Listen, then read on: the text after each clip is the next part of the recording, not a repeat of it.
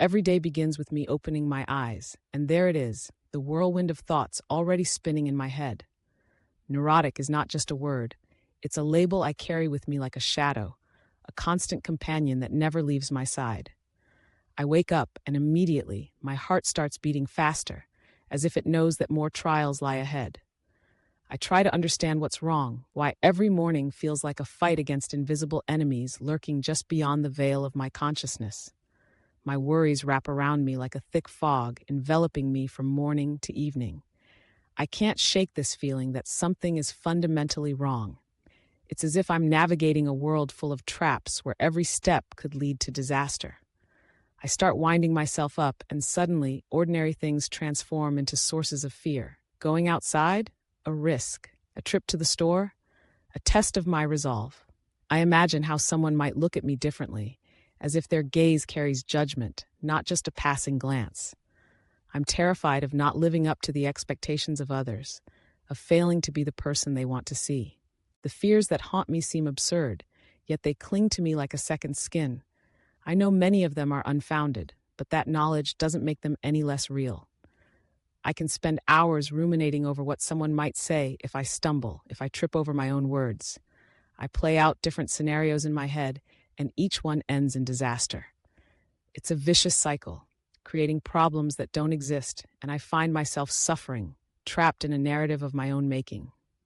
How can I help myself in this state? I often ask this question, searching for answers in the pages of self-help books, in the soothing voices of podcasts. But sometimes it feels like these are just temporary solutions, quick fixes that don't address the root of the problem. I'm trying to find my way, but the path seems so confusing, so tangled. I know I need to learn to let go, but how can I do that when every thought, every experience feels so crucial, so weighty? I start practicing meditation, though at first it feels utterly foreign to me. Sitting in silence while a storm rages in my head is a real struggle. But gradually, I learned to let go of thoughts, as if they were clouds drifting by in a vast sky. I learned to breathe, to feel my body, and this simple act helps me calm down a little. I begin to understand that my fears are not enemies. They are simply a part of me that I need to learn to coexist with. I take to journaling, pouring my obsessions onto the page. It's cathartic, a way to externalize the chaos swirling inside me. Sometimes I read back what I've written and can't help but laugh at how ridiculous my fears can be. This laughter becomes a source of strength, a reminder that I'm not alone in my experiences. Many people walk this tightrope of anxiety, and that awareness becomes a lifeline for me. I start to accept myself as I am, fears and all. I learn to be kind to myself, recognizing that this is perhaps the most important step on my path to healing. I begin to see life not just as a struggle, but as an opportunity to learn, to grow, and ultimately to find peace within myself.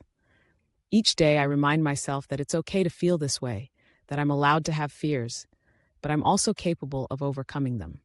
And in that realization, I find a flicker of hope, a glimmer of light in the fog that once consumed me.